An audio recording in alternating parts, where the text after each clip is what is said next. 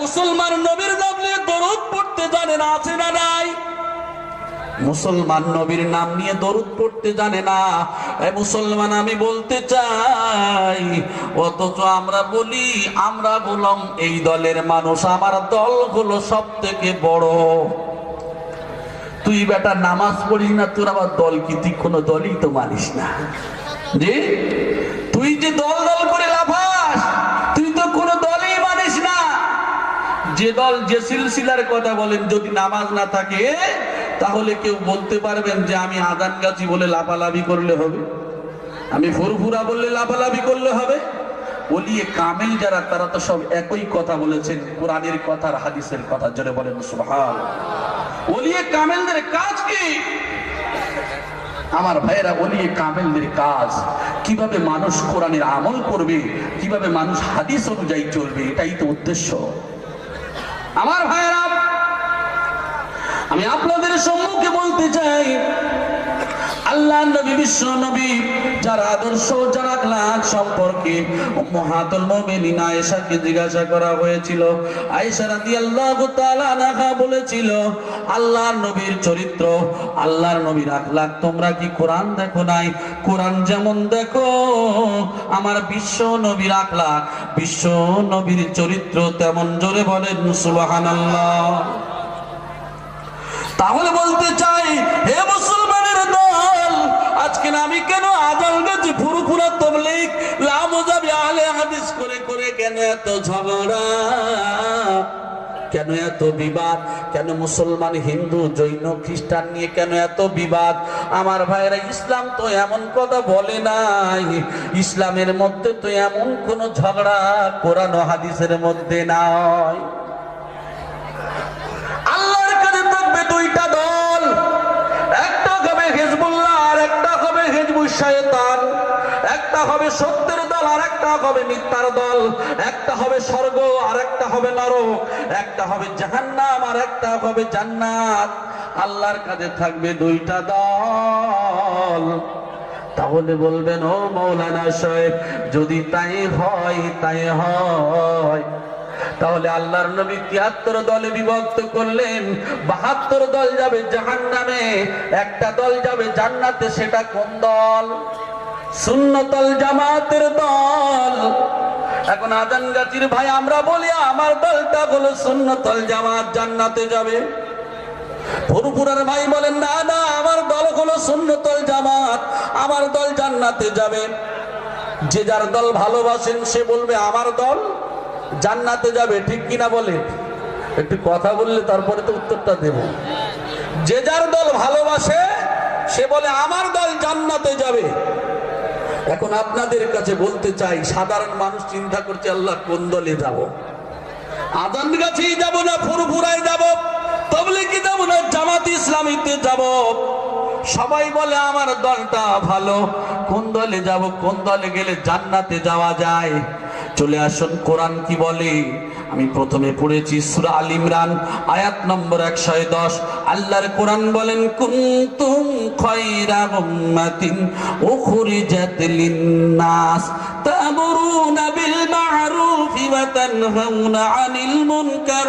কুনতুম খায়রা উম্মাত, তোমরাই হলে শ্রেষ্ঠ উম্মত, তোমরাই হলে শ্রেষ্ঠ মানুষ। শ্রেষ্ঠ মানুষ কারা? এখানে কিন্তু আজান গাছির কথা বলা হয় নাই, এখানে ফুরফুরার কথা বলা হয় নাই, এখানে কোন দল বা জামাতের নাম করে বলা হয় নাই।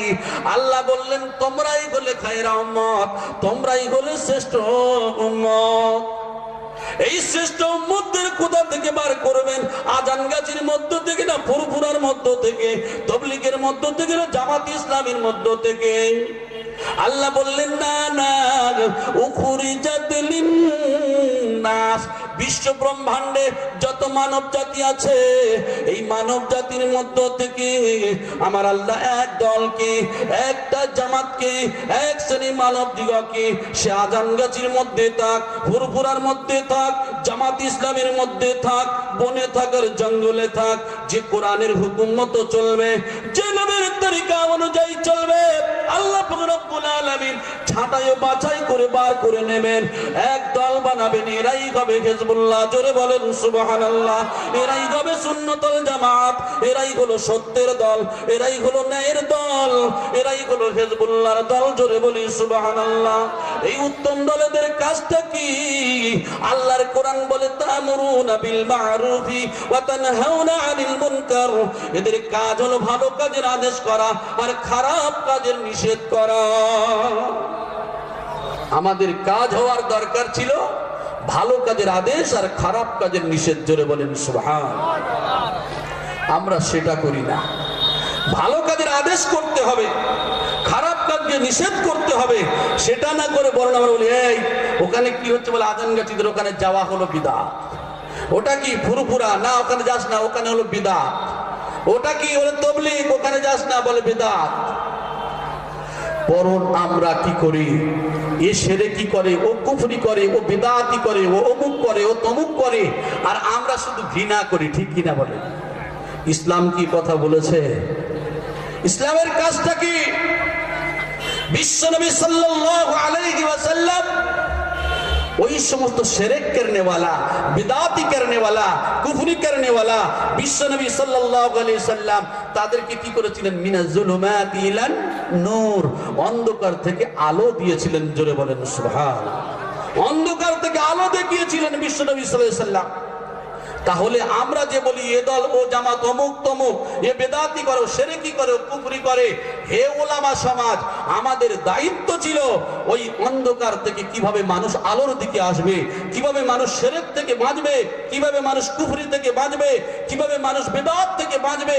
এটাই ছিল বিশ্ব ওলামা সমাজের দায়িত্ব, যেটা আল উলামা ওয়ারাসাতুল আম্বিয়া। আল্লাহর নবীর ওয়ারিস বলে দাবি করি। নবী সাল্লাল্লাহু আলাইহি সাল্লাম যে কাজ করলেন আমরা কিন্তু করি না, অথচ আমরা বলি আমরা হলাম ওয়ারাসাতুল আম্বিয়া।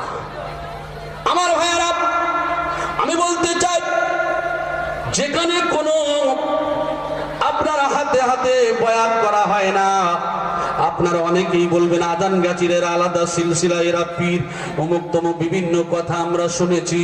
আমার ভাইয়েরা, আজান গাছি রহমাতুল্লাহ আলাইহি ইনি কিন্তু যে গ্রামের মানুষ, সেই গ্রামের নাম হলো আজান গাছি।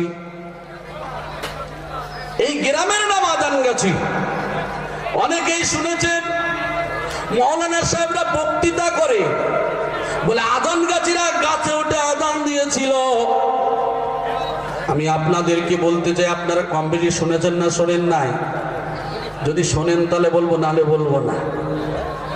কারণ আমার কোনো ভাই যদি এমন কথা বলে, সে হলো আমার ভাই এবং আপনার ভাই। ঠিক কিনা বলে? সে জানে না অথচ একটা এত বড় একটা কথা বলা, এটা মিথ্যার গুনাহ হয়ে যাবে। তাহলে আমি আপনি চাইবো যে সেও তো আমার ভাই, আমরা হলাম তার ভাই। ভাইয়ের দায়িত্ব হলো ভাইকে জানানো, এর নাম হলো ইসলাম, তাকে ঘৃণা করা নয়। জোরে বলেন সুবহানাল্লাহ। আসলে আজান গাছি ইনি কোনোদিন গাছে উঠে আজান দেয় নাই, এটা একটা ডাহা মিথ্যা কথা। তাহলে ইতিহাসটা কি? সেই সময়ের জামানায় আজান গাছি রহমাতুল্লাহ আলাইহির পূর্বে ওই মদিনা শরীফ থেকে আগত একজন ওলি, একজন দরবেশ, একজন আল্লাহওয়ালা, ওখানেই তখন জঙ্গল ছিল।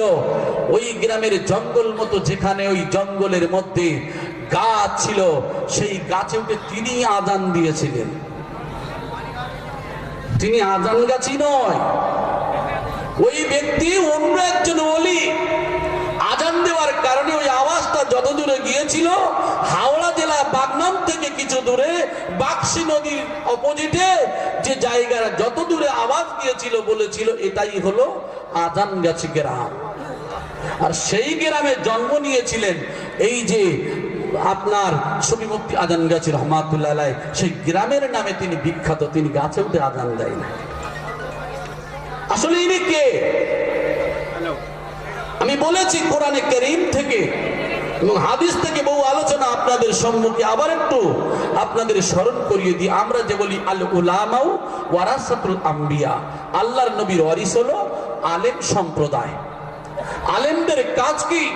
আমরা ওলামা সমাজ, আমাদের কাজ হবে আজকের আজানগাছি দেখলে হবে না, ফুরফুরা দেখলে হবে না, জামাত ইসলামী দেখলে হবে না, এই দলমত করে অশান্তি করলে চলবে না। বিশ্বের ওলামা সমাজকে এক কোরআনের ছায়াতলে, এক নবীর তরিকার উপরে দণ্ডায়মান হয়ে যে যার ওলি আল্লাহ তার মাথায় থাক। ওলি আল্লাহদের কাজ হলো বিশ্ব মানব জাতির কল্যাণ করা, তারা সেই হকের কাজ করে গেছেন। আজকের ওলামা সমাজদের এই সমস্ত দলমতের অশান্তি না করে এক কোরআনের ছায়াতলে এসে এক নবীর তরিকার উপরে দাঁড়িয়ে বিশ্ব মানব জাতিকে কিভাবে কল্যাণ করা যায়, এটাই হবে আমার আপনার মুখ্য উদ্দেশ্য। বিশ্ব নবী সাল্লাল্লাহু আলাইহি সাল্লাম কিভাবে তিনি বিশ্ব মানব জাতির কল্যাণ করেছিলেন, তিনি কোনো জামাত দেখেন নাই, কোনো দল দেখেন নাই। তাই সুফি মুফতি আজানগাছি রহমাতুল্লাহ আলাইহি তিনি সেই মাওলানা, তিনি সেই মুফতি, তিনি সেই সুফি, তিনি সেই আমির, তিনি সেই পীর লিডার, যে কথায় বলেন না কেন আমার ভাই তিনি সেই মাওলানা বলতে চান আমি শুধু আজানগাছির জন্য বসে নেই, আমি শুধু একটা দল একটা সিলসিলার জন্য বসে নেই। 18 নম্বর বাগমারি মানিকতলাতে আমি বসে আছি একমাত্র মাওলানা হিসাবে, গোটা বিশ্বের মানব জাতির জন্য সুফি সাফ করনেওয়ালা। জোরে বলি সুবহানাল্লাহ। আমি একটা দল একটা সিলসিলার জন্য নই, যার কারণে লিখে দিলেন আন্তর্জাতিক খ্যাতি সম্পন্ন জামানার মুজাদ্দিদ। আন্তর্জাতিক শব্দটা ইন্টারন্যাশনাল শব্দ, যে ইন্টারন্যাশনাল শব্দটা দিলেন শুধু একটা দল একটা সিলসিলার জন্য নয়, শুধু মুসলমানের জন্য নয়, সেখানে হিন্দুও যান, খ্রিস্টানও যান, জৈন যান, সমস্ত ধর্মের মানুষেরা যায়। কেন? বিশ্ব নবীর দরবারে কোনো দল কোনো জামাত ছিল না আমার ভাইরা, সেখানেও কোনো দল কোনো জামাত তো দূরের কথা, সেখানে গুরুজি গুরুদেব যে ভাষায় বলেন না কেন বিশ্ব মানব জাতীয় সেখানে যায়। একমাত্র তিনি কি করে কোরআন হাদিস থেকে বিশ্ব সমাধান দেন। এই বিশ্বের মানব জাতিরা কোনো দল কোনো জামাত ঝগড়া বিবাদকে দূরে রাখো। কোথায় তোমার ফুরফুরা ছাড়বে না, তুমি আজানগাছি ছাড়ার দরকার নাই, তবলিগ ছাড়ার দরকার নাই, জামাতি করো, কোন দল করো, দল ছাড়ার দরকার নাই। আল্লাহর নবী শেষ ভাষণে চূড়ান্ত ফায়সালা তো দিয়ে গেছেন যে বাবা তুমি যেখানেই থাকো না কেন তোমাদের মধ্যে আমি দুইটা জিনিস রেখে গেলাম, আল কুরআন সুন্নাত রাসূল। এই দুইটা জিনিসকে আঁকড়ে ধরবে, জীবনে কোনোদিন পথভ্রষ্ট হবে না। জোরে বলি সুবহানাল্লাহ। আক্কানি আল্লাহ বলছে দল জামাত ছাড়তে হবে না রে বাবা, তুমি যেখানেই থাকো না কেন শুধু কোরআনের হুকুম মেনে চলবে, নবীর তরিকা মেনে চলবে, তোমার জন্য এটাই হলো যথেষ্ট। জোরে বলি সুবহানাল্লাহ। এখনো রাগ হয়, আমরা জানি ফুরফুরা শরীফে হযরত আবু বকর সিদ্দিক রাহমাতুল্লাহ আলাইহি ইনি হলেন মুজাদ্দিদ, আবার আজানগাছিও বলে মুজাদ্দিদ। মাথা খারাপ, গন্ডগোল হয় না? হয় না? বলে এই সব মুজাদ্দিদ কি করে হয়, আবার এও দুশো ও দুশো। আমার ভাইয়েরা, ইনি হলেন শরীয়তের মুজাদ্দিদ হযরত আবু বকর সিদ্দিক রাহমাতুল্লাহ আলাইহি, ফুরফুরা শরীফের মুজাদ্দিদ জামান আলা হযরত দাদা হুজুর পীর কিবলা রাহমাতুল্লাহ আলাইহি, ইনি হলেন শরীয়তের মুজাদ্দিদ। আর সুফি মুফতি আজানগাছি রাহমাতুল্লাহ আলাইহি হলেন তরিকাতের মুজাদ্দিদ। জোরে বলি সুবহানাল্লাহ। দুইটা পদ আলাদা, কিন্তু মুজাদ্দিদ বললে মানে বুঝি না, মাথা খারাপ হয়ে যায়। এর আগেও মনে হয় শোনেননি শব্দ। আমার ভাইয়েরা, অনেক কথা সম্পর্কে ব্যাখ্যা বিশ্লেষণ করলে মাথা খারাপ হয়ে যাবে। আমার ভাইয়েরা, আমরা শুধু চেষ্টা করবো, একটু বোঝার চেষ্টা করব। আমাদের মধ্যে থাকতে পারে না আসলে বিশ্বে আলেম যারা, ওলামা সমাজ যারা, আল্লাহ ওয়ালা, খোদা ভীরু, খোদা প্রেমিক যারা। আমি বলতে চাই আজানগাছি রহমাতুল্লাহ আলাইহি তিনি কি বলেছেন, বাবা নামাজ পড়ো না, তিনি বলছে বাবা নামাজ পড়তে হবে, রোজা রাখতে হবে, যাকাত দিতে হবে, হজ করতে হবে। কোরআনের যে কথা, হাদিসের যে কথা, এক কথায় বিশ্বে যত ওলিয়ে কামেল রয়েছে, ওলিয়ে কামেল যারা রয়েছে তাদের কথাই তো একটাই কথা, আল্লাহর হুকুমটা মানো, নবীর তরিকা অনুযায়ী চলো। তাহলে এর দ্বারা বোঝা যায় ওলিয়ে কামেল যারা, এরা শুধু একটা দলের জন্য নয়, এরা হলো গোটা বিশ্বের মানব জাতির জন্য। জোরে বলেন সুবহানাল্লাহ। কোথায় গেল ঝগড়া, কোথায় যাবে বিবাদ, কোনো কিছু থাকতে পারে না রে ভাই। আজকের বোঝার অভাব, বোঝানোর অভাব, আর গোড়া গোলামি ছাড়া কিছু নয়। আজকের গোলামির কারণে মানুষ মুসলমানে এত বিভক্ত হতে শুরু হয়েছে। এই শুরু হওয়ার কারণে এই মুসলমান আজকের ইসলামের যে কোরআনের যে কথা, হাদিসের যে কথা, আমরা নিয়মগুলি না মেনে চলার কারণে মুসলমান নিজেরাই মার খাচ্ছি, ঠিক কিনা বলেন? আমি বলতে চাই আমার ভাইরা, যে কথা বলছিলাম, আল্লাহর নবী বিশ্ব নবী, তিনিও গোটা বিশ্বের জন্য আসলেন। আর সেই মুফতি আজল গাজী রাহমাতুল্লাহ আলাইহি বললেন, আমি গোলাম সেই ওয়ারাসাতুল আম্বিয়া, আমি গোলাম সেই মাওলানা, আমি গোলাম সেই মুফতি। তাই এই জন্য করে লিখে দিলেন, আন্তর্জাতিক খ্যাতি সম্পন্ন জামানার মুজাদ্দিদ। আর এমন একটা নিরামিষের ব্যবস্থা করেছেন আপনাদের জানা, বলে আজান গাছি আগের পানা, বলে আলু খেয়ে মোটা হনা। এরা শুধু আলু ছাড়ার ডাল ছাড়া কিছু বোঝে না। বলে এদের পয়সা নাই, বলে এদের পয়সা নেই, শুধু আলু তোমার ডাল করে ছেড়ে। ও ভাই, গোশ খাবার নাজায়েজ বা হারাম নাই, যত পারবেন চালাবেন, কিন্তু এখানেই কেন করেছেন তার কারণ একটু শুনি আমার ভাইয়েরা। কারণ এখানে ঠিক আপনারা জানেন, কোরআন কিন্তু সবার জন্য, ঠিক কিনা বলে? কোরআন সবার জন্য। আমাদের নবী, বিশ্ব নবী জনাবে মুহাম্মদ রাসূলুল্লাহ সাল্লাল্লাহু আলাইহি ওয়াসাল্লাম, ইনি হলেন গোটা বিশ্বের জন্য। জোরে বলেন সুবহানাল্লাহ। উনি সেই ইনসাফের দিকে লক্ষ্য করেছেন। খাওয়া নাজায়েজ বা হারাম তো দূরের কথা, সেটা আলাদা জিনিস, কিন্তু ইনি যে এমন একটা নিরামিষের ব্যবস্থা করেছেন, এখানে শুধু মুসলমান নয়, এখানে হিন্দু ভাইয়েরা আসবেন, এখানে জৈন ভাইয়েরা আসবেন, এখানে খ্রিস্টান ভাইয়েরা আসবেন, বিভিন্ন ধর্মের ভাইয়েরা আসবেন। আসার পরে কোরআনের তাবাররুক তারা নেবে, হাদিসের তাবাররুক তারা নেবে। খাওয়ার সময় যেন না বঞ্চিত হয়ে যায়, এই জন্য করে তিনি এমন একটা নিরামিষের ব্যবস্থা করেছেন, যাকে এক জায়গায় বসে এক জায়গায় দাঁড়িয়ে তারা এই সিন্নি বা তাবাররুক বা আপনার যে ভাষায় বলেন না কেন, তারা এক জায়গায় বসে যেন খেতে পারে। জোরে বলেন সুবহানাল্লাহ। তাহলে তিনি এটাই বলেন না যে এটাই নাজায়েজ বা হারাম, যত পারবেন খাবেন, কোনো সমস্যা নেই। কিন্তু এদিকে লক্ষ্য করেছেন শুধু যে মানুষ কোরআন হাদিসের কথা শোনার পরে বঞ্চিত যেন না হয়ে যায়।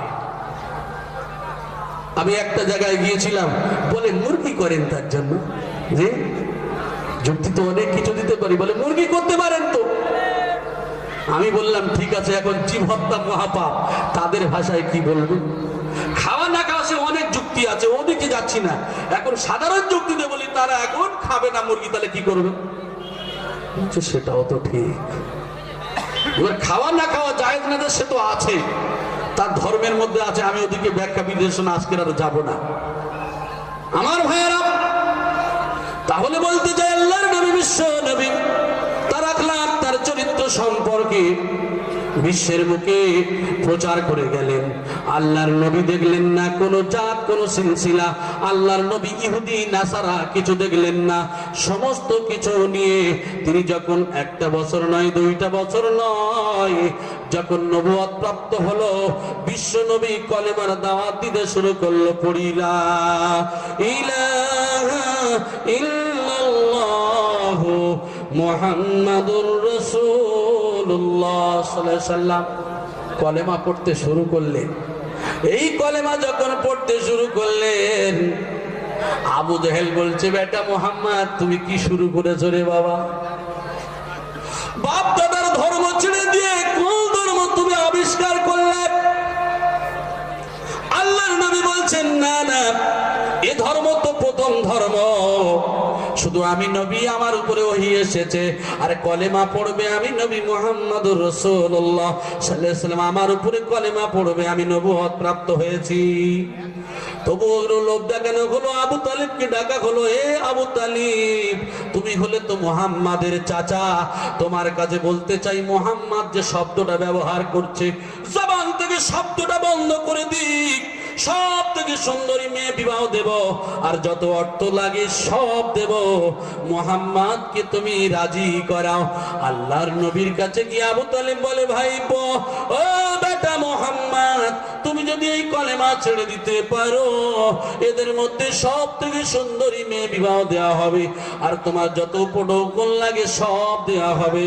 আল্লাহর নবী বলেন, চাচাজি, হে আমার চাচা আবু তালিব, আমি নারী পিপাসু নই, আর নারীর জন্য তো আমার আল্লাহ পাঠাই নাই। আমি এসেছি অর্থের লোভে নয়, আমার জন্য কোনো স্বার্থ নাই। আমি রাসূলুল্লাহ, আমার আল্লাহ পাঠিয়েছেন, ওয়ামা আরসালনাকা ইল্লা রাহমাতাল লিল আলামিন। আমি বিশ্বের জন্য তো করুণাময় হয়ে এসেছি, বিশ্বের জন্য তো দয়াময় হয়ে এসেছি, বিশ্বের জন্য তো রহমত স্বরূপ হয়ে এসেছি। আমি তো নারীর জন্য আসি নাই, আমি অর্থের লোভে আসি নাই। অনেকেই মুসলমানও আছে, অন্যান্য ধর্মের ভাইয়েরা, আমরা মুহাম্মাদের কটা বউ নিয়ে খালি বলি যে মুহাম্মদ এত বিয়ে করেছে, নিশ্চয়ই নারী পিপাসু ছিল। জোরে বলেন নাউযুবিল্লাহ। আমরা জানি না, বুঝি না, অনেক কথা বলি। মুহাম্মদ নারী পিপাসু যদি হতেন তাহলে এই লোক তিনি সংবরণ করতেন না, তিনি বরং করে ফেলতেন। আসলে নবীর জীবনে যত বিবাহ করেছিল সব 40 বছরের ঊর্ধ্বে সব বুড়ি বিবাহ করেছিল, একমাত্র আয়েশা ছাড়া সব বেশিরভাগই সব তারা কারা 40 বছরের ঊর্ধ্বে বয়স, এবং তারা ছিল বিধবা। তারা প্রস্তাব দিয়েছিলেন, আল্লাহর নবী কোন সময় প্রস্তাব গ্রহণ করেননি, বহু কারণ দিয়েছিল, বহু কিছু শর্ত চাপিয়ে তারপরে তাদের বিবাহ কাজে তিনি রাজি হয়েছিলেন। আমার ভাইয়েরা, আল্লাহর নবী সাল্লাল্লাহু আলাইহি ওয়াসাল্লাম তিনি অর্থের লোভ করেন নাই, অর্থের লোভকে তিনি বর্জন করেছিলেন। জোরে বলেন সুবহানাল্লাহ। তাহলে আল্লাহর নবী যে আসলেন, আমি যে কথা বলছিলাম, শুধু একটা দল বা একটা সিলসিলার জন্য নয়, শুধু মুসলমান, গোটা বিশ্বের জন্য আল্লাহর নবী এসেছেন। কোথায়? সূরা সাবার আয়াত নম্বর 28 মধ্যে বলছে, ওয়ামা আরসালনাকা ইল্লা কাফাতাল লিন-নাসি বাশীরান ওয়া নাযীরা ওয়ালাকিন্না আকসারান নাসি লা ইয়ালামুন। ভাইরা আমার, এই আয়াতে কারিমার তাফসীর করার আগে একটু বলি, আপনারা মেহরবানি করে একটু আগে এসে জায়গা করে দেন। মেহরবানি করে দরুদ শরীফ পড়েন, আগে আসেন। আল্লাহুম্মা সাল্লি আলা, একটু আগে আসেন ভাই, মেহরবানি করে বসে বসে আগে আসেন। ওয়া আলা আলি সাইয়্যিদিনা, দিন বলে আমি নবী পাবো, খোদা তাআলা বিচার করিল, সব সাদেকে নবী এলো, তালাল বদর আলাইনা মিন সানিয়াতিল বিদাই, ওয়াজাবা শুকরু আলাইনা মাদা লিল্লাহি দাই। আল্লাহুম্মা সাল্লি আলা,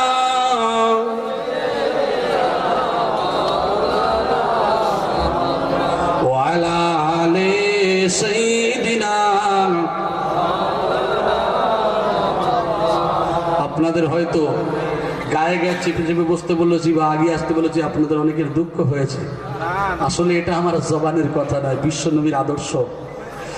বুখারী শরীফের প্রথম খণ্ডের কিতাবুল আযানের 75 নম্বর অধ্যায়ের হাদিস নম্বর 692, আবু দাউদ শরীফের প্রথম খণ্ডের কিতাবুস সালাতের 245 নম্বর হাদিসের মধ্যে বলা হয়েছে, যখন কোনো জায়গায় কাতারে দেখবেন ইমাম সাহেবরা বলেন না, কাঁধে কাঁধ মিলিয়ে পায়ে পা মিলিয়ে দাঁড়াবেন। এই যে হাদিসের দিকে লক্ষ্য করে বলেছেন গায়ে গা পায়ে পা মিলিয়ে। কেন? কারণ বিশ্ব ভ্রাতৃত্ববোধ গড়ে উঠবে। জোরে বলেন সুবহানাল্লাহ। আপনারা তো জানেন, ইসলামের মধ্যে কোনো ছোট জাত বা বড় জাত এরকম কোনো বিষয় আছে? নাই। জামাতে যদি আগে যায় একজন ফকির ভিক্ষা করে, সে ফাঁস কাতারে দাঁড়াবে। যদি একজন আমির হয়, লিডার হয়, কোন ধনী কোটি কোটি টাকার মালিক হয়, শেষে গেলে পিছনের লাইনে দাঁড়াবে না, গরিবকে পিছনে দেবে। কোনটা? পিছনের লাইনে দাঁড়াবে। ইসলাম এই শিক্ষা দিয়েছে, এখানে কেউ ধনী নয়, এখানে গরিব নয়, এখানে কেউ পরিষ্কার চামড়া নয়, এখানে কালো চামড়া নয়, এখানে কে আমির কে ফকির, কে পরিষ্কার কে কালো, এটা বিষয় নয়। রাসূলুল্লাহর আদর্শ হলো ভ্রাতৃত্ববোধ গড়ে উঠবে, কাঁধে কাঁধ মিলিয়ে গায়ে গা পায়ে পা মিলিয়ে দাঁড়াবে। জোরে বলেন সুবহানাল্লাহ। আমার ভাইয়েরা, কোরআনের যে আয়াত কারিমা পাঠ করেছে সূরা সাবার আয়াত নম্বর 28, ওয়ামা আরসালনাকা ইল্লা কাফাতাল লিন-নাসি বাশীরান ওয়া নাযীরা ওয়ালাকিন্না আকসারান নাসি লা ইয়ালামুন। আয় আমার হাবিব, আমি তোমাকে প্রেরণ করলাম গোটা বিশ্বের জন্য সুসংবাদদাতা ও সতর্কীকরণ করে বিশ্বের মানব জাতিকে সুসংবাদ দেবে এবং সতর্ক করবে। এখানে বলেন নাই আজান গাছি ফুরফুরা শুধু মুসলমানের কথা, বলল বিশ্ব মানব জাতির সুসংবাদ দেবে এবং সতর্ক করবে। কাদের জন্য? ওয়ালাকিন্না, কিন্তু আকসারান নাস, অধিকাংশ মানুষেরা লা ইয়ালামুন, তারা জানে না। যারা জানে না তারা তো অজানার কারণে অন্যায় করবে। নবী তাদেরকে তুমি সতর্ক করে, জোরে বলেন সুবহানাল্লাহ। আল্লাহর নবী তাদেরকে সতর্ক করেছিলেন যারা জানেন নাই, বুঝতে পারেন নাই। হ্যাঁ, আজকের মুসলমান আমরাও চিন্তা করি না যে ইসলাম কি আদর্শ দিয়েছে, বিশ্বনবীর আদর্শ কি ছিল। আমরা মনে করি গোটা হিন্দু ভাইদেরকে মেরে মুসলমান করলে মনে হয় ভালো হয়। কোন মুসলমান হিন্দু ভাই মনে করেন মুসলমান ভাইকে মেরে হিন্দু বানালে ভালো হয়। আসলে জেনে রাখবেন, কোন ধর্মের মধ্যে এমন কথা লেখা নাই যে কোন মানুষকে মেরে নিজের ধর্মে আনো। আসলে আমরা এক শ্রেণীর মানুষ মুসলমানের মধ্যে যদি এমন কাজের মধ্যে লিপ্ত থাকে, কোন হিন্দু ভাইদের মধ্যে, কোন খ্রিস্টান ভাইদের মধ্যে, আসলে এরা কোনো ধর্ম মানে না। এরা হলো এক শ্রেণীর সন্ত্রাসবাদ, এরাই হলো কুলাঙ্গার ছাড়া কিছু নয়। প্রত্যেক ধর্মের মধ্যে একটাই কথা, মানুষকে ভালোবাসতে শেখো। মানুষের ভালোবাসা সব থেকে বড় ধর্ম, জোরে বলেন সুবহানাল্লাহ। কোন হিন্দু ভাই, কোন মুসলমান ভাই, কোন খ্রিস্টান ভাই যদি হয়, সেগুলো আমাদের ভাই, আমরা বললাম তাদের ভাই। কোরআনে কারীম বলে লা ইকরাহা ফিদ্দিন, ধর্মের প্রতি কোনো জবরদস্তি নাই। আল্লাহর নবী জীবনে কোনোদিন কারোর মেরে পিটে মুসলমান বানাই নাই, এমন কোনো ইতিহাস নাই। তবে অনেকেই বলবেন তাহলে নবীর জামানায় কেন এত যুদ্ধ হয়েছিল? আল্লাহর নবীর জামানায় যত যুদ্ধ হয়েছিল সব কিন্তু আত্মরক্ষার জন্য, কারোর মারার জন্য নয়। আল্লাহর নবীর আদর্শ আখলাকে মানুষ তার ব্যবহারে একমাত্র মুগ্ধ হয়েছিলেন, তারাই হয়েছিলেন সাহাবা। একবার জোরে বলি সুবহানাল্লাহ। আমার ভাইরা, আমি ওই জন্য করে আমার মুসলমান ভাইদের পায়ে ধরে বলবো, হাতে ধরে বলবো, আমার হিন্দু ভাইদের পায়ে ধরে হাতে ধরে বলবো, যে যার ধর্ম পড়তে শিখুন। আজকের যদি ধর্মের কিতাবগুলি পড়তে পারেন, দেখবেন সব এক ঈশ্বরের বিশ্বাসী হবে, সব এক নবীর তরিকার উপরে দণ্ডায়মান হবে। আজকের সমাজের কিছু সংখ্যক মানুষ, কিছু সংখ্যক আমরা দায়িত্বশীল ব্যক্তি, যারা কোরআনের কথা আমরা মানুষের সম্মুখে অত বোঝাতে চাই না, হাদিসের কথা অনেকে আমরা খুলে বলি না, হিন্দু ভাইদের ধর্মের কিতাবগুলি সাধারণ মানুষকে অনেকেই জানাই না। আমি তাই অনুরোধ করি মুসলমান হিন্দু ভাইদের জন্য, ভাই হিন্দু ভাই মুসলমান ভাইদেরও ভাই, ভাইয়ের দায়িত্ব হলো ভাইকে বাঁচানো। হাক্কানি আনমান সুফি মুফতি আজান গাজী রহমাতুল্লাহ আলাইহি এই জন্য করে বলছেন, এই মজলিসটা শুধু মুসলমানের নয়, এখানে সমস্ত ধর্মের মানুষেরা আসবে, সমস্ত জায়গার মানুষেরা আসবে।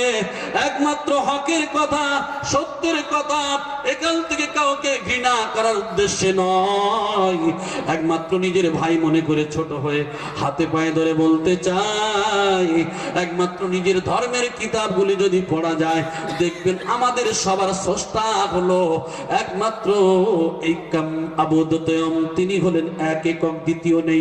হিন্দু ভাইদের উপনিষদ অনেকগুলি, সান্ধ্যকায় উপনিষদের 6ষ্ঠ অধ্যায়ের 2 নম্বর পরিচ্ছেদের লাইন নম্বর 1, এর মধ্যে বলা হয়েছে এইকাম আবুদতয়ম, তিনি হলেন এক একক, দ্বিতীয় নেই, ঈশ্বর দুজন নেই।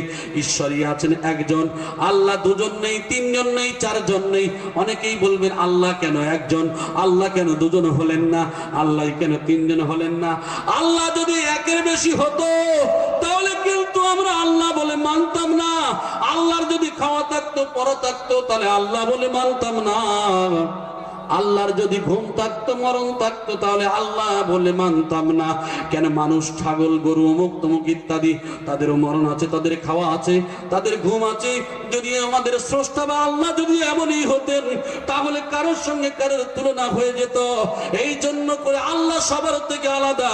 আল্লাহু লা ইলাহা ইল্লা হুয়াল হাইয়ুল কাইয়ুম লা তাখুযুহু সিনাতুন ওয়া লা নাওম লাহু মা ফিস সামাওয়াতি ওয়া মা ফিল আরদ মান দাল্লাযী ইয়াসফাউ عنده إلا بإذنه يعلم ما بين أيديهم وما خلفهم ولا يحيطون بشيء من علمه إلا بما شاء وسع كرسيه السماوات والأرض ولا يطوق حفظهما وهو العلي العظيم আমার ভাইরা আপনার তো আয়াতুল কুরসি পড়েছেন এর মধ্যে আপনারা জানেন যে আল্লাহ পাক রব্বুল আলামিন এমন স্রষ্টা এমন আল্লাহ এমন মাবুদ এমন খালিক যে আল্লাহ পাক রব্বুল আলামিনের ঘুম নাই আল্লাহর খাওয়া নাই আল্লাহর পড়া নাই আল্লাহর মৃত্যু নাই আল্লাহর শেষ নাই আল্লাহই আল্লাহই থাকবেন আমার ভাইরা আল্লাহ সবার থেকে আলাদা জোরে বলেন সুবহানাল্লাহ এর আগেও বলেছিলাম একজন ইহুদি প্রশ্ন করেছিল তাহলে আপনি আমি জানতে চাই আল্লাহ দেখতে কি রকম আল্লাহর পূর্বে কি আছে আল্লাহ কোন দিকে ফিরে বসে আছে আপনারা ওয়াজেও শুনেছেন আমি দুটো একটা উদাহরণ দিচ্ছি আমার ভাইয়েরা ইহুদি প্রশ্ন করেছেন 40 জন আলেমের কাছে 40 জন আলেম চুপচাপ বসে রয়েছেন উত্তর দিতে পারেন না সেই সময় একজন ব্যক্তি একজন হাফেজ সেই হাফেজ সাহেব এসে বলছেন এই উত্তরটা আমি দিয়ে দেব একবার জোরে বলি সুবহানাল্লাহ কি বাবা তুমি কি উত্তর দেবে বলে এর উত্তর আমি দেব বলে উত্তরটা ঠিক আছে তুমি দেবে সেই ব্যক্তি অন্য কোনো কেউ নয় বিখ্যাত ইমাম বিখ্যাত আলেম আমার ভাইরা সেই ইমামে আজম আবু হানিফা রাহমাতুল্লাহ আলাইহি যার নাম হলো নুমান বিন সাবিত এই নুমান বিন সাবিত কি করেছিল আমার ভাইরা তখন 13.5 বছরের বাচ্চা 13.5 বছর বয়স বলছে আমি উত্তর দেব বলে কেমন করে দেবে বলে ঠিক আছে এর উত্তর আমি দেব আল্লাহ এই মুহূর্তে কি করছেন বলে ঠিক আছে আজকের জলসার সভাপতি কি হবে আপনাদের কাছে বলতে চাই আজকের সবার সভাপতি আপনি প্রশ্ন জানেন উত্তর কি জানেন বলে না বলে তাহলে আপনি সবার সভাপতি হবেন না আমি প্রশ্নও জানি উত্তরও জানি আজকের আপনাদের কাছে বলতে চাই এখন সভাপতি কি হবে সমস্ত জলসার মানুষেরা একাগ্র চিত্তে বললেন যে প্রশ্নও জানে উত্তরও জানে এমন মানুষ সভাপতি হওয়া দরকার যিনি সভাপতি ছিলেন তার সভাপতির পদ থেকে নামিয়ে দিলেন প্রশ্নকারীর সভাপতির পদ থেকে নামিয়ে দিয়ে ওই গদিতে বসালেন ওই 13.5 বছরের বাচ্চা জোরে বলেন সুবহানাল্লাহ 13.5 বছরের বাচ্চা উত্তর দিচ্ছেন জলসার মানুষেরা তাহলে শোনো আমার স্রষ্টা এই মুহূর্তে কি কাজ করছেন আমার স্রষ্টা এই মুহূর্তে এই যে গদি থেকে এই যে এনাকে নামিয়ে দিয়ে 13.5 বছরের বাচ্চাকে বসিয়ে দিয়েছেন জোরে বলেন সুবহানাল্লাহ বলে আল্লাহর দেখতে কি রকম বলে বেটা এখানে এসো তল পেটে যখন একটা ঘুষি মারা হলো বলছে ওরে বাবারে মরে গেলাম কি হয়েছে লেগেছে বলে লাগাটা কি রকম বলে দেখানো যায় নাকি বুঝলে কেমন করে বলে অনুভব বলে ওরে বোকার দল লাগাটা অনুভব করেছো আর বিশ্ব ব্রহ্মাণ্ডে এত সৃষ্টি এত সুন্দরভাবে চলছে যে সৃষ্টি দেখে তোমার কি একটু অনুভব হয় না একটা ঘর যদি বানায় তার একটা মালিক আছে ঠিক বিশ্ব ব্রহ্মাণ্ডের এত বড় ঘর এত বড় সব কিছু রয়েছে যার স্রষ্টা আছে এটা তোমার অনুভব হয় না তখন বলল বুঝতে পেরেছি তুমি কেন ঝেড়েছো বলছে আল্লাহ কোন দিকে ফিরে বসে আছে বলছে এখানে এসো বলে আর যাব না আর যাব না বলে কেন বলে আল্লাহ কোন দিকে ফিরে আছে আল্লাহু নূরুস সামাওয়াতি ওয়াল আরদ আমার ভাইয়েরা তিনি উত্তর দিলেন আল্লাহ নূর এবং জ্যোতি সামান্য মুসা আলাইহিস সালাম দেখতে চেয়েছিল যার সূচ পরিমাণ নূরে তুর পর্বত জ্বলে গেল নবী মুসা আলাইহিস সালাম বেহুশ হয়ে গেল সেই সময় 40 জন আলেম মারা গিয়েছিল তাহলে আল্লাহর সূচ পরিমাণ নিয়ে নূরে যদি নবী বেহুশ হয়ে যায় তুর পর্বত যদি জ্বলে যায় রে মুসলমান তাহলে আল্লাহ এমন নূর এমন জ্যোতি 13.5 বছরের বাচ্চা বলছেন যে আল্লাহ এমন নূর এমন জ্যোতি উদাহরণ দিচ্ছেন একটা প্রদীপ যদি জ্বালিয়ে দেয়া হয় কোন দিকে আলো দেবে বলে চতুর্দিকে একটা 2 থেকে 3 টাকার মোমবাতি যদি চতুর্দিকে আলো দেয় একটা 2-5 টাকার যদি প্রদীপ চতুর্দিকে আলো দেয়, আল্লাহ এমন নূর, এমন জ্যোতি যে আল্লাহ গোটা বিশ্বটা তিনি বেষ্টন করে রয়েছেন। জোরে বলি সুবহানাল্লাহ। নাহনু আকরাবু ইলাইহি মিন হাবলিল ওয়ারিদ, ঘাড়ের শির অপেক্ষা যত দূর তার থেকে নিকটে আমি আল্লাহ আছি। জোরে বলেন সুবহানাল্লাহ। আমার ভাইরা বলছে ঠিক আছে, আল্লাহ যে এক, আল্লাহর পূর্বে কি আছে? বলছে তুমি কি পড়াশোনা করেছো? বলছে হ্যাঁ। তাহলে আমার একটু গুণে দেখাও। বলছে 1 2 3 4 5 6 7 8 9 0। বলছে হয় নাই। বলছে 0 9 8 7 6 5 4 3 2 1। বলছে হয় নাই। আবার গুনতে থাকে, আবার ওলট পালট করে গোনে। বলছে তোমার গোনাটা কি ঠিক হয়েছে? বলছে হ্যাঁ। বলে তাহলে বলো তো একের পূর্বে কি? তুমি যে গুনলে 1 থেকে 10 পর্যন্ত, একের পূর্বে কি আছে? বলবে একের পূর্বে কি? 0, ফাঁকা, কিছুই নাই। একের পূর্বে যদি ফাঁকা হয়, আল্লাহু আহাদ, আমার আল্লাহ এক, আল্লাহর পূর্বে হলো ফাঁকা, আল্লাহ ছাড়া কেউ নাই। জোরে বলেন সুবহানাল্লাহ। সেই মহান স্রষ্টা, মহান প্রভু রব্বুল আলামিন, এমন রব, এমন প্রভু যার সম্পর্কে হিন্দু ভাইদের সান্ধ্যগয়া উপনিষদের 6ষ্ঠ অধ্যায়ের 2 নম্বর পরিচ্ছেদের 1 নম্বর লাইনের মধ্যে বলা আছে, তিনি হলেন এক একক, দ্বিতীয় নেই। ঈশ্বর দুজন নয়, ঈশ্বরই হলেন একজন। এছাড়া উল্লেখ করা আছে সতিয়া সাঁওতাল উপনিষদের 6ষ্ঠ অধ্যায়ের 2 নম্বর পরিচ্ছেদের লাইন নম্বর 9 এর মধ্যে বলা আছে, না কাসিয়াকা যা নাতানা কাদিপাহা, তিনি হলো এক একক, তার কোনো মনি প্রভু নেই, ঈশ্বরের কোনো পিতা মাতা নেই। কোরআনে কারীম বলছে লাম ইয়ালিদ ওয়ালাম ইউলাদ, তিনি কাউকে জন্ম দেয় নাই, কারোর দ্বারা জন্ম নেয় নাই। জোরে বলি সুবহানাল্লাহ। আগে তো বলেছি আল্লাহর যদি জন্ম দিতেন, আল্লাহ যদি কারোর দ্বারা জন্ম নিতেন, আমরা আল্লাহ বলে মানতাম না। এই জন্য করে আল্লাহ সবার থেকে আলাদা। আর একটু জোরে বলি সুবহানাল্লাহ। হিন্দু ভাইদের ধর্মের মধ্যে একই কথা, না কাসিয়াকা যা নাতানা কাদিপাহা, তিনি হলো এক একক, তিনি তার কোনো মনি প্রভু নেই। জোরে বলেন সুবহানাল্লাহ। ঈশ্বরের কোনো পিতা মাতা নেই। আমার ভাইরা আরো উল্লেখ করে দেখি সত্যসূত্র উপনিষদের 4th অধ্যায়ের 19 নম্বর লাইন, সত্যসূত্র উপনিষদের 4th অধ্যায়ের 20 নম্বর লাইন, যেখানে উল্লেখ করা আছে না সমুদার তিস্থাতিরূপম আনিয়ানা চক্ষুসালাসিয়াতি কাসকানাইনাম, বলছে তার কোনো আকৃতি নেই, তিনি হলেন নিরাকার, তিনি হলেন আমাদের ঈশ্বরের যোগ্য। না তাসিয়া পরাতমাস্তি, তার কোনো সাদৃশ্য নেই, তিনি হলেন নিরাকার, ঈশ্বরের কোনো আকার নেই। আমার ভাইরা তাহলে আমরা বুঝতে পারি আমরা মুসলমান সেই আল্লাহর কোনো নিরাকারী হিসাবে মনে করি, ঠিক কিনা বলি? আমার ভাইরা এখন বলতে চাই, তাহলে আমরা বুঝতে পারছি সমস্ত ধর্মগুলি দেখি, তাহলে একমাত্র আমরা দেখব সেই আল্লাহ এক দেও মাহা ও সি, আল্লাহই প্রকৃত মহান। কোথায় উল্লেখ করা আছে? আমার ভাইরা অথর্ববেদের 20তম অধ্যায়ের 58 নম্বর পরিচ্ছেদের লাইন নম্বর 3 এর মধ্যে বলা আছে, দেও মাহা ওসি, আল্লাহই প্রকৃত মহান। একবার জোরে বলি সুবহানাল্লাহ। আমার ভাইরা এবারে বলি সেই আল্লাহ পাক রব্বুল আলামিন এমন স্রষ্টা, এমন রব, যে নবী বিশ্ব নবীকে পাঠালেন, সেই নবী আসলেন, তিনি কলেমার দাওয়াত দিতে শুরু করলেন। আবু জাহেল আবু লাহাব লেগে গেল, আল্লাহর নবীর শত্রুতার কারণে চলে গেলেন কোথায়? সেই পাহাড়ের চূড়ার দিকে চলে গেল, পাহাড়ের গুহার দিকে চলে গেলেন। বিশ্ব নবী সাল্লাল্লাহু আলাইহি সাল্লাম কলেমার দাওয়াত তবু বন্ধ করেন নাই। কত মার, কত প্রহার, কত অত্যাচার, না বুঝে কত মার মেরেছে। রহমতের ফেরেশতা এসে বলেছিল, পাহাড়ের ফেরেশতারা, নবী আপনি যদি অনুমতি দেন, আপনার জামারা মেরেছে, আপনার শরীর রক্ত ঝরেছে গো রাসূল, আপনি যদি অনুমতি দেন এদেরকে এখনই শেষ করে দেব।